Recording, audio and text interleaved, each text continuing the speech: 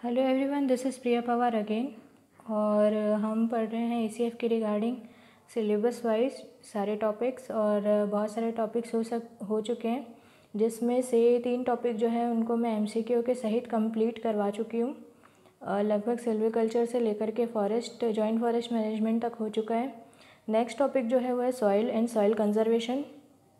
तो आज हम वही टॉपिक करने वाला है। लेक्चर थोड़ा लेंदी होगा, आपको बहुत अच्छे से इसको प्रिपेयर करना है। एक बार ये प्रिपेयर हो गया तो आपको ज्योग्राफी में भी काम आएगा, एज वेल एज एग्रीकल्चर में भी काम आएगा, और फॉरेस्ट्री में तो काम आएगा ही। इसलिए इस टॉपिक को बहुत अच्छे से समझिएगा।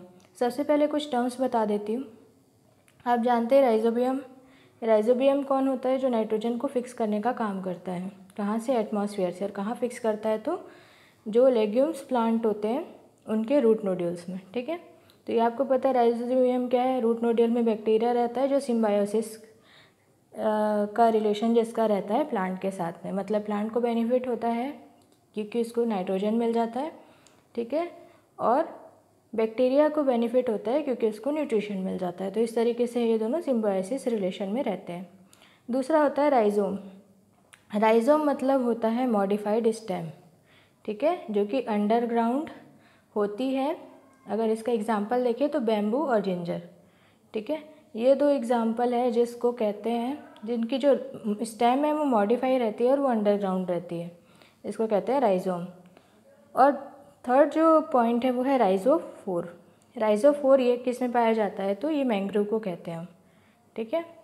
तो आपको समझ में आ गया राइजोम क्या होता है। मॉडिफाइड स्टेम होता है जो बैम्बू या जिंजर की स्टेम का मॉडिफिकेशन है। राइजोबियम क्या है? एक टाइप का बैक्टीरिया है जो सिम्बायोटिक रिलेशनशिप में रहता है प्लांट के साथ में। और साथ ही राइजोफोर क्या होगा? तो मैंग्रोव होगा। अब बात करते हैं सॉइल की। सॉइल 2 तरीके से हम इसको देख सकते हैं। एक होता है एंडोडाइनामॉर्फिक और दूसरा होता है एक्टोडाइनामॉर्फिक, ठीक है। सॉइल जिसकी प्रॉपर्टीज़ ऐसी रहती है जो कि किसी पेरेंट मटेरियल पर निर्भर करे, ठीक है। मतलब जिस टाइप का आपको पता है, जिस टाइप की रॉक होगी उसी टाइप की सॉइल होती है, तो इसको एंडोडाइनोमॉर्फिक कहते हैं। वैसे ही एक्टोडाइनोमॉर्फिक सॉइल कौन सी होगी? ऐसी सॉइल जिसकी प्रॉपर्टीज़ इन्फ्लुएंस होंगी by the factor other than the parent material. मतलब जिस भी रॉक से वो बनी है, ठीक है, उससे अलग तरीके से या दूसरे फैक्टर पर निर्भर करने वाली सॉइल को हम कहेंगे एक्टोडाइनोमॉर्फिक। अब फिर से सॉइल को आप कैसे क्लासिफाई कर सकते हैं? एक सेडेंटरी और दूसरा सेकेंडरी। सेडेंटरी किसको बोलेंगे? जो इन सीटू फॉर्मेशन, मतलब जहाँ पर वो रॉक है या जहाँ पर जो सॉइल है जिससे बनना है उसको, वो वहीं पर डेवलप हो जाए, तो इसको कहते हैं इन सीटू। ये काफ़ी अच्छा टर्म है। जैसे कि हम बायोडाइवर्सिटी कंजर्वेशन की बात करते हैं, तो बायोडाइवर्सिटी कंजर्वेशन में जब कोई स्पीसीज़ को उसी की जगह पर संरक्षण दिया जाए तो उसको कहते हैं इन सीटू कंजर्वेशन। तो इन सीटू वर्ड आपको बहुत अच्छे से याद रखना है। एक होता है इन सीटू, दूसरा होता है एक्स सीटू। एक्स सीटू मतलब कहीं दूसरी जगह पर ला करके कंजर्व करना, ठीक है। इन सीटू मतलब वहीं का वहीं, इन मतलब अंदर, ये याद रखिएगा। एक्स मतलब बाहर। तो इन सीटू फॉर्मेशन मतलब फ्रॉम द प्लांट मटेरियल, मतलब वहीं के वहीं फॉर्मेशन होना प्लांट मटेरियल से। और सेकेंडरी या ट्रांसपोर्टेड कौन से होगी? सॉइल कहाँ से डिराइव की जाएगी, ठीक है, पार्टिकल्स ऑफ द सॉइल से ट्रांसप्लांटेशन या रीडिपोजिशन के बाद में, ठीक है। मतलब आप एक जगह से दूसरी जगह प्लांट्स को ले जा रहे हैं या ट्रांसफ़र कर रहे हैं सॉइल को, रीडिपोजिशन हो जा रहा है कहीं और जाके, तो उसको कहेंगे सेकेंडरी सॉइल। सेकेंडरी सॉइल का भी अगर टाइप आप देखें तो पहला है एओलियन सॉइल, जिसको विंड, ठीक है, विंड से लॉस होने वाली। फिर सेकंड है एलिवेल वाटर, जो कि गंगेटिक प्लेन में आपको मिलेगा, मतलब गंगा का जो मैदान है वहाँ पर ये एलिवेल सॉइल मिलेगी। और कोल्यूवियल, कोल्यूवियल कहाँ मिलेगी? जहाँ पर मास वेस्टिंग हो रही है, ठीक है, मतलब जो सॉइल है उसका मूवमेंट हुआ है, ठीक है, डाउनवर्ड, और इसको ही हम कहते हैं सॉलिक्शन प्रोसेस, ठीक है, सॉलिफिक्शन प्रोसेस। चलिए अब देखते हैं सॉइल स्ट्रक्चर किस तरीके से इन्फ्लुएंस होता है। अब जो किसी भी तरीके की सॉइल है वो किस तरीके से इन्फ्लुएंस होगी? तो वो इन्फ्लुएंस होती है सीमेंटिंग मटेरियल के थ्रू, ठीक है, ठीक है, सीमेंटिंग मटेरियल के थ्रू ये cementing material in the sense ऐसी मटेरियल जो कि सॉइल को बाइंड करके या बांध करके रखने का काम करते हैं, ठीक है, जो कि कोलाइडल मैटर होता है, मिनरल्स हो सकते हैं, ऑक्साइड ऑफ आयरन हो सकते हैं या ऑर्गेनिक मैटर हो सकते हैं। तो सॉइल स्ट्रक्चर किस तरीके से अफेक्ट हो सकता है, तो मॉइस्चर का कंटेंट कैसा है, न्यूट्रिएंट कैसे हैं सॉइल में, माइक्रो ऑर्गेनिज्म की एक्टिविटीज़ कैसी है, एयर का कंटेंट कैसे है, सॉइल इरोजन या मृदा अपरदन कैसे हो रहा है, ये सारी चीज़ डिपेंड करते हैं किसी भी सॉइल के स्ट्रक्चर के लिए, ठीक है। अब देखते हैं केमिकल प्रॉपर्टीज़ किसी भी सॉइल की क्या होती है। सबसे पहला है कैटायन एक्सचेंज। मैंने आपको बताया था कैटायन कौन से होते हैं, पॉजिटिवली चार्ज आयन, जैसे कि मैंने बताया था सोडियम क्लोराइड में Na+ क्या होता है कैटायन और Cl- क्या होता है एनायन। कैटायन मतलब जिसकी टेंडेंसी है एक आयन को लूज़ करने की, ठीक है। तो टोटल कैपेसिटी किसी भी सॉइल को कैसे पता चलेगी, तो कितने कैटायंस वो होल्ड करी, जैसे कैल्शियम का आयन हो गया, मैग्नीशियम का, पोटेशियम या सोडियम का। और दूसरा होता है इनऑर्गेनिक कोलाइडल मेटल, जैसे कि क्ले होता है। क्ले मतलब जो मिट्टी नहीं होती है, दैट इज़ कॉल्ड क्ले, जो कि घड़े वगैरह बनाने के काम में आती है। और ऑर्गेनिक मैटर मतलब ह्यूमस, ठीक है। तो ये सारी चीज़ें, इनसे पता चलता है किसी भी जो सॉइल है उसकी केमिकल प्रॉपर्टीज़ क्या है। तो पहला प्रॉपर्टी हो गया कैटायन का एक्सचेंज वो कैसे कर रही है। ऐसी सॉइल जिसमें कैटायन का एक्सचेंज कैपेसिटी ज़्यादा रहती है, उसमें जो फर्टिलाइज़र्स है उनकी आवश्यकता ज़्यादा पड़ती है, ठीक है। ये याद रखिएगा, soils which have high cation exchange capacity, high amount of fertiliser can be used, और न्यूट्रिएंट क्या हो जाएंगे, एब्जॉर्ब हो जाएंगे उसमें। तो अगर इसका टेक्सचर देखें तो फर्टिलाइज़र्स यूज़ करेंगे हम तो क्या होगा, बेसिस जो होंगे सॉइल के वो क्या हो जाएंगे, लीच आउट हो जाएंगे। ऑर्गेनिक मैटर ऑल्सो उसमें ऐड करना पड़ेगा। इस तरीके से कैटायन एक्सचेंज जो कैपेसिटी है वो इम्प्रूव होती है। सेकेंड प्रॉपर्टी होती है पीएच ऑफ द सॉइल। अगर सॉइल एसिडिक है तो उसमें H+ आयन ज़्यादा होगा, अगर अल्कलाइन है तो OH- आयन ज़्यादा होगा। एसिडिक मतलब पीएच इसका क्या होगा, 7 से कम, और 7 से ज़्यादा हो गया तो अल्कलाइन हो जाएगी, ठीक है, जिसको हम आम भाषा में बेसिक होना भी कहते हैं। तो अल्कलाइन वर्ड याद रखिए, OH- आयन अगर ज़्यादा हुआ तो अल्कलाइन सॉइल होगी, और H+ आयन ज़्यादा हुआ तो एसिडिक सॉइल होगी। मैथमेटिकली आप कैसे बता सकते हैं पीएच को वैल्यू को, तो negative logarithm of hydrogen ion concentration, ठीक है, negative log of hydrogen ion concentration, ठीक है। तो स्क्वायर ब्रैकेट में हम क्या बताते हैं, तो स्क्वायर ब्रैकेट में हम क्या बताते हैं, कॉन्सेंट्रेशन, ठीक है, और ये हाइड्रोजन आयन का कॉन्सेंट्रेशन है। चलिए अब नेक्स्ट देखते हैं। अगर प्लांट को अच्छी तरीके से फ्लरिश होना है तो उसको ऑप्टिमम रेंज के पीएच की आवश्यकता होती है, ठीक है। ये पीएच उसका ना तो एसिडिक ज़्यादा होना चाहिए ना बेसिक होना चाहिए, ऑप्टिमम होना चाहिए, जो भी किसी प्लांट के रिक्वायरमेंट के अकॉर्डिंग है, ठीक है। अब बात करते हैं नेक्स्ट फैक्टर, वो है ह्यूमस। ह्यूमस क्या होता है, डार्क और डिकम्पोज्ड ऑर्गेनिक मैटर होता है, मैटर की लेयर होती है किसी भी सॉइल में, ठीक है। अब ह्यूमस के बनने के लिए कौन कौन से फैक्टर है वो इन्फ्लुएंस करते हैं। सबसे पहला नेचर और कंपोजिशन ऑफ फॉरेस्ट, किस तरीके के वन है, अगर ब्रॉड लिव्ड है तो क्लाइमेटिक फैक्टर, जैसे अभी ह्यूमस कहाँ पर ज़्यादा रहेंगे, जहाँ पर गर्मी ज़्यादा होगी, या हॉटर एरियाज़ में ह्यूमस ज़्यादा रहेंगे। सॉइल ऑर्गेनिज्म कैसे हैं, अगर बिगर एनिमल्स रहेंगे, फिजिकल ब्रेकिंग ऑफ लीव्स ज़्यादा होगी, अर्थवर्म्स ज़्यादा रहेंगे, बैक्टीरिया ज़्यादा रहेंगे तो ह्यूमस ज़्यादा बनेगा। नेचर ऑफ सॉइल कैसी है, अगर पुअरली ड्रेन्ड सॉइल है तो ह्यूमस ज़्यादा रहेगा। पुअरली ड्रेन्ड है मतलब यहाँ पर से ज़्यादा जो अपरदन है वो नहीं हुआ है। साथ ही लोपिंग कैसी है, अगर लोपिंग अच्छी हुई तो ह्यूमस जो है वो क्या होगा, रिड्यूस हो जाएगा। तो इस तरीके से ये सारे फैक्टर है जो ह्यूमस के बारे में भी बताते हैं। तो ये सारे जो टर्म्स है ये आपको अगर आप स्टेट वाइज भी एग्रीकल्चर पढ़ रहे हैं या वहाँ की कैसी क्रॉपिंग हो रही है वो पढ़ रहे हैं, तो ये सारे जो कॉन्सेप्ट है आपको बहुत अच्छे से काम आने वाले हैं, इसलिए बहुत अच्छे से इस लेक्चर को प्रिपेयर करिएगा। PDF मैं आपको प्रोवाइड कर दूंगी। PDF सारे जो लेक्चर्स हैं उनके PDF ऑलरेडी मेरे ब्लॉग्स में जैसे ही मैं लेक्चर अपलोड करती हूँ विदिन हाफ एन आवर वो अपलोड हो जाते हैं। तो आपको मटेरियल की टेंशन लेने की ज़रूरत नहीं है, बस अपनी तैयारी कंटिन्यू रखिए। चलिए देखते हैं नेक्स्ट टॉपिक। अब देखते हैं ह्यूमस का इम्पोर्टेंस क्या होता है। तो ह्यूमस का इम्पोर्टेंस क्या होता है, ये फिजिकल प्रॉपर्टीज़ जैसे कि structure of soil, water holding capacity, ये सारी चीज़ों को इम्प्रूव करता है किसी भी मिट्टी की। और क्या इम्प्रूव करता है, ये केमिकल प्रॉपर्टीज़ को भी इम्प्रूव करता है, जैसे कि उसमें न्यूट्रिएंट कैसे हैं, पोषक तत्व कैसे हैं, कैटायन एक्सचेंज कैपेसिटी कैसी है, पीएच वैल्यू को रिड्यूस करने के काम करता है। आप जानते हैं अगर कोई भी मिट्टी रहती है तो उसमें जो प्लांट्स है वो ग्रो करने में थोड़ी दिक्कत जाती है। तो एसिडिक और बेसिक दोनों का मिश्रण हमको लेना पड़ता है। तो अब देखते हैं नेक्स्ट है क्या इफेक्ट करता है किसी भी सॉइल को, तो वो है प्लांट का सक्सेशन। ठीक है, प्लांट सक्सेशन।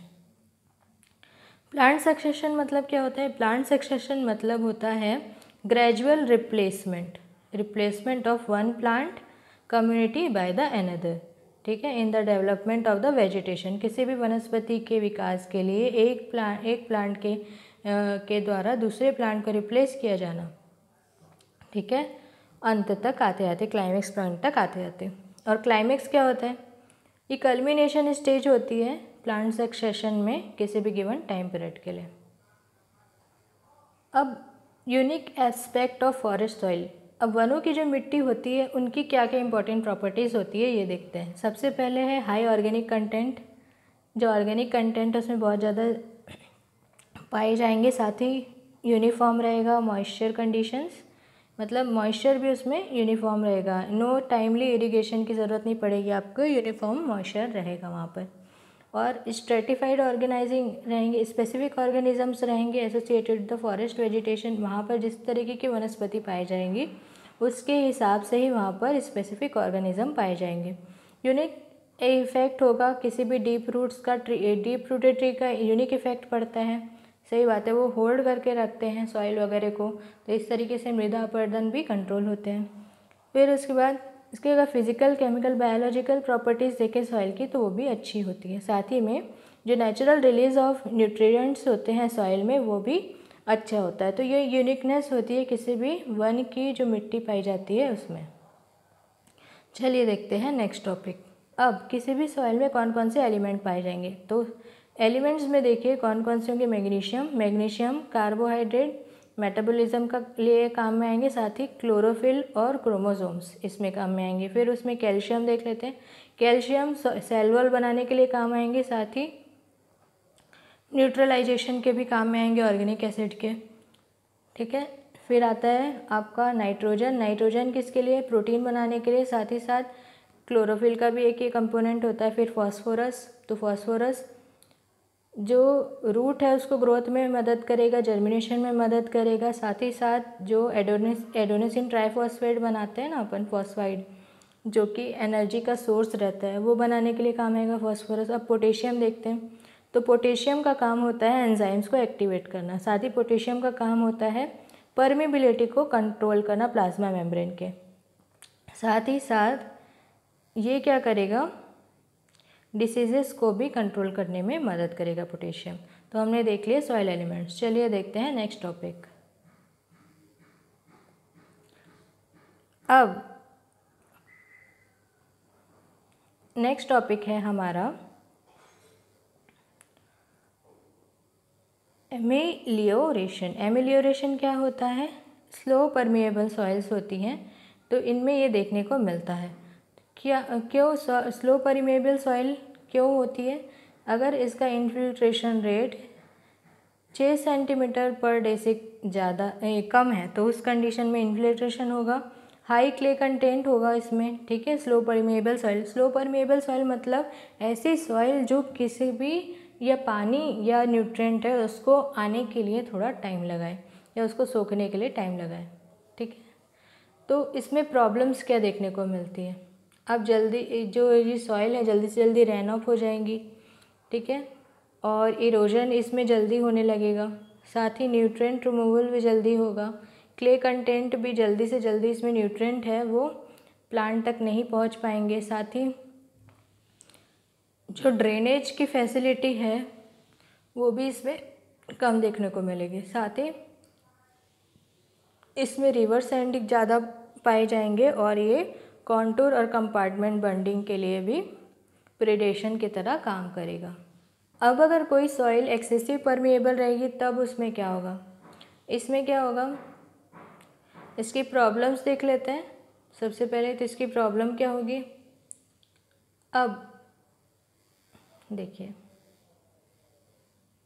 ये न्यूट्रिएंट रिटेन करने के लिए इसको क्या होगी, प्रॉब्लम्स आएगी, पहली चीज़। दूसरी, लीचिंग जो है वो अप्लाई करनी पड़ेगी आपको फर्टिलाइज़र्स के लिए।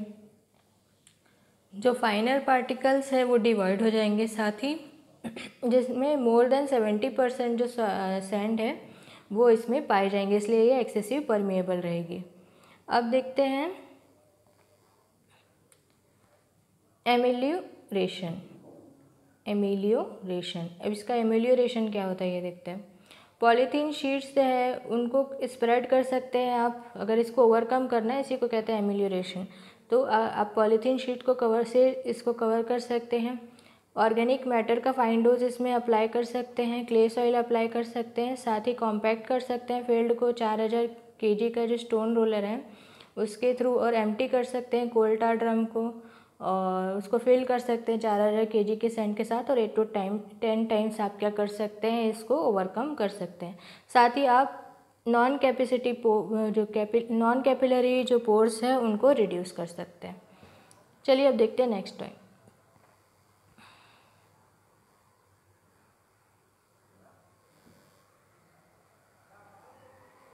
सबसे पहले प्लफ़ी सॉइल कैसे होगी ये, इनके हार्म्स क्या होते हैं ये देख लेते हैं। प्लफ़ी सॉइल के हार्म ये हैं कि ये बल्क जो डेंसिटी है सॉइल की उसको रिड्यूस कर देगी, सिंक हो जाएगा ड्रॉट और एनिमल्स लेबर्स के कारण से, साथ ही सॉइल जो है उसमें गुड एनकरेज जो रहती है सॉइल में वो कम हो जाएगी, साथ ही उपज जो है क्रॉप्स की वो भी कम हो जाएगी अगर सॉइल प्लफ़ी होती है। साथ ही फ्लडिंग जो होगी सॉइल एग्रीगेटेड को वो कर देगी, एग्रीगेट कर देते हैं इसलिए प्लफ़ी होती है सॉइल। कंटिन्यूस राइस कल्टीवेशन करेंगे तो भी प्लफ़ी हो जाएगी, लो मैकेनिकल स्ट्रेंथ रहेगी तो भी प्लफ़ी हो जाती है सॉइल। अब इसको देखते हैं इसका एमिलियोरेशन क्या है या इसको आप कैसे ओवरकम कर सकते हैं। कॉम्पैक्ट कर सकते हैं फील्ड को, छोटा रख सकते हैं। दूसरा क्या कर सकते हैं, इरिगेशन इसमें स्टॉप कर सकते हैं 10 दिन के लिए। आप जब भी उपज ले रहे हैं उसके 10 दिन पहले आप इरिगेशन बंद कर दो, तो इस तरीके से आप प्लफ़ी होने से रोक सकते हो। अब देखते हैं नेक्स्ट वाटर लॉक्ड सॉइल। अब वाटर लॉक्ड सॉइल क्या होती है? वाटर लॉक्ड सॉइल मतलब जिस मिट्टी में पानी की अधिकता हो, ठीक है।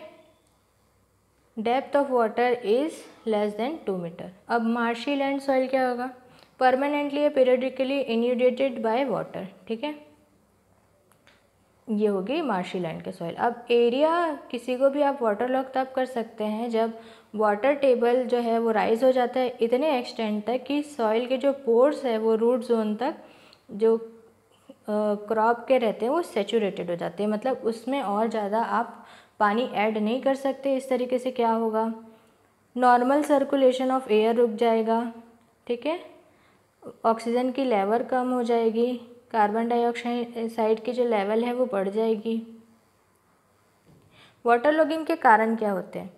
एक्सेस में आप इरिगेशन कर रहे हैं, बहुत ज़्यादा आप पानी दे दे रहे हैं, तो उसके कारण से क्या होगा, वाटर लॉगिंग होगी। साथ ही रेनफॉल बहुत ज़्यादा हो रही है या ड्रेनेज सिस्टम जो वहाँ का है वो दुरुस्त नहीं है, उस कंडीशन में होता है। ये क्या करता है, पूरी तरीके से सॉइल स्ट्रक्चर को ख़राब कर देता है। चलिए देखते हैं नेक्स्ट टॉपिक। अब देखते हैं नेक्स्ट टॉपिक जो हमारा है elevation of water logging. Water logging किस तरीके से बढ़ता है?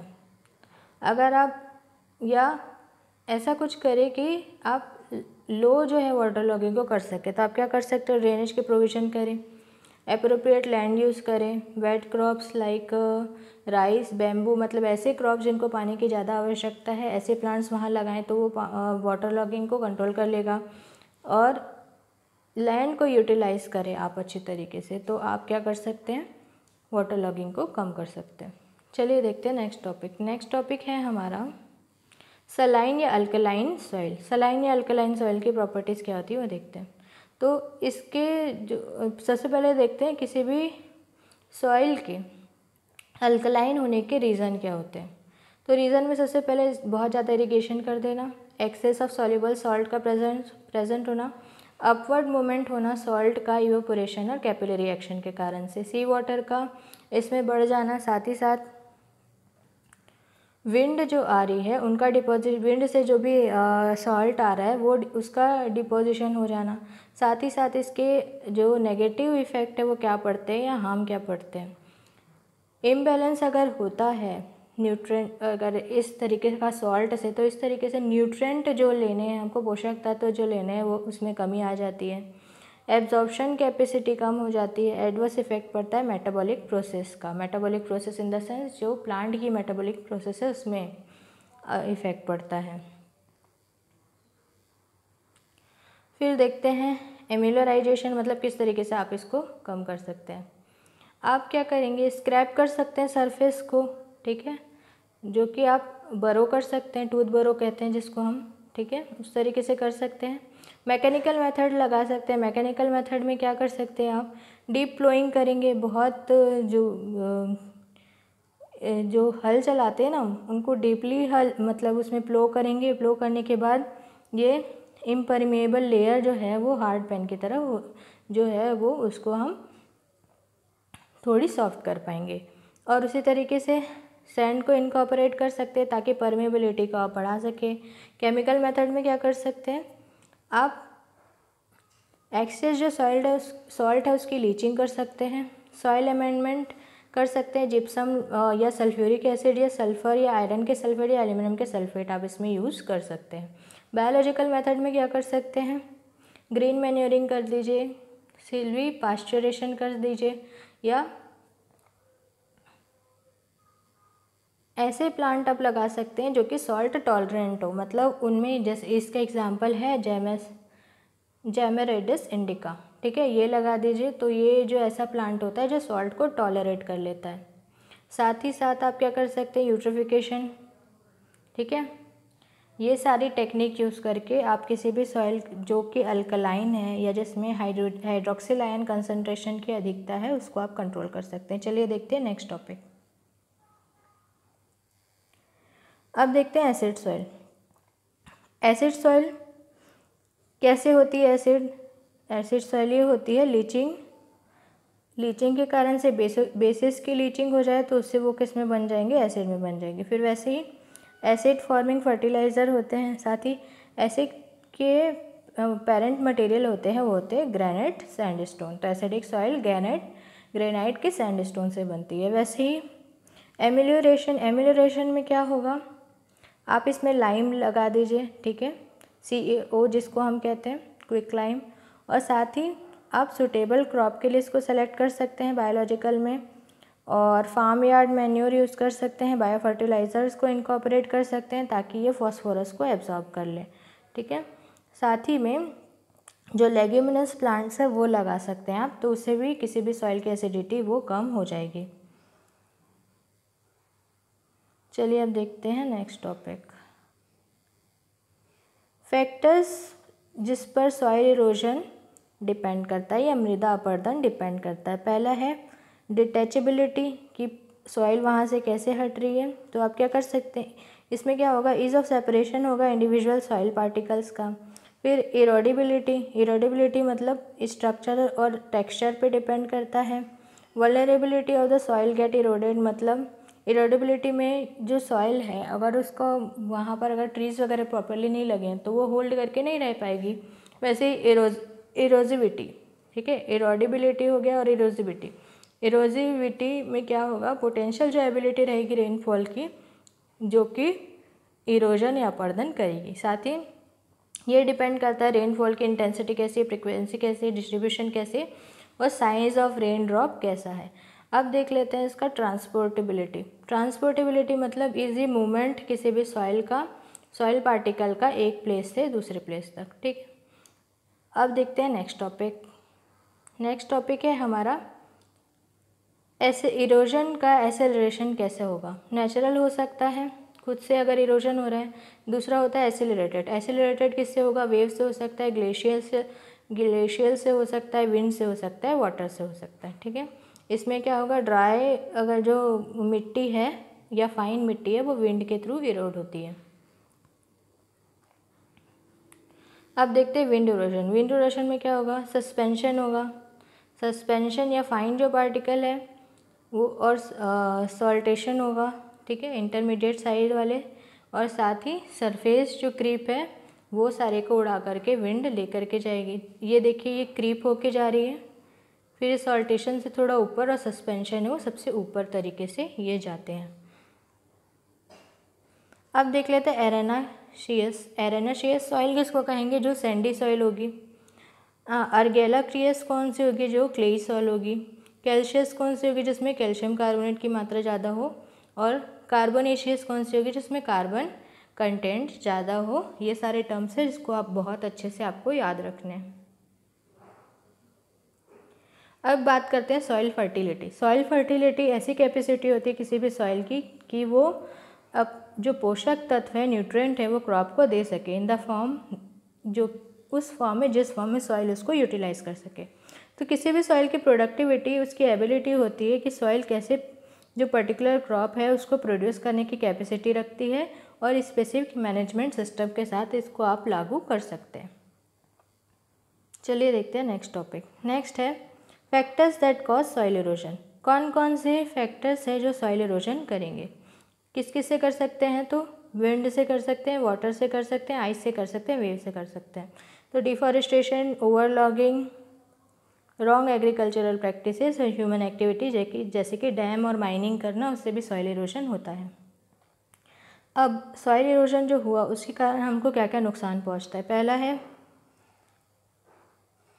इंक्रीज्ड रन ऑफ होगा, मतलब लेयर की लेयर हट जाएगी। साथ ही सैंड का डिपोजिशन हो जाना फील्ड में। फर्टिलिटी जो होती है टॉप लेयर की उसकी कम हो जाना। सॉइल लेयर जो कि बनी है हज़ारों साल जिसको लगते हैं सॉइल की लेयर बनने के लिए, वो लेयर की लेयर ख़राब हो जाना। साथ ही सिल्टेशन हो जाना लेक्स और रिवर का, तो इसमें क्या होगा, एबनॉर्मल कैपेसिटी हो जाएगी, ओवरफ्लो हो जाएगा फॉरेस्ट का। इरोजन के कारण क्या क्या होंगे, वाटर इरोजन में क्या होगा, जो रिवर है उसके थ्रू हो सकता है, स्प्लैश के थ्रू हो सकता है, या शीट की शीट जा सकती है इसमें, ठीक है, और रील हो सकता है, या गली इरोजन हो सकता है। तो गली इरोजन ये कई बार पूछता है, इसको ध्यान रखिएगा। गली मतलब वी शेप्ड और यू शेप्ड जो इरोजन हो रहा है ना उसको हम कहेंगे। तो ये क्या होगा, नेटिव स्टेबल के कारण भी हो सकता है, फर्दर इरोड जो हो रहा है एक्टिव उसके कारण भी हो सकता है। तो गली इरोजन मतलब वी शेप या यू शेप में हॉलोनेस क्रिएट हो जाना सॉइल इरोजन के कारण। अब देखते हैं सॉइल लॉस का इक्वेशन क्या होता है। आर मतलब होता है इरोडिटी, के मतलब होता है इरोडिबिलिटी, एल एस मतलब होता है स्लोप लेंथ, सी मतलब होता है कवर ऑफ वेजिटेशन, और पी मतलब होता है प्रैक्टिसेस लाइक टेरेसिंग एक्सेट्रा, ठीक है। तो ये आपको सॉइल लॉस का इक्वेशन ये याद रखना है, हो सकता है ये पूछ लें। सो थैंक यू गाइज, आज का लेक्चर यहीं ख़त्म होता है। बताइएगा आपको लेक्चर कैसा लगा, और आज जो सॉइल वाला टॉपिक है वो ओवरऑल कंप्लीट हो चुका है। Thank you.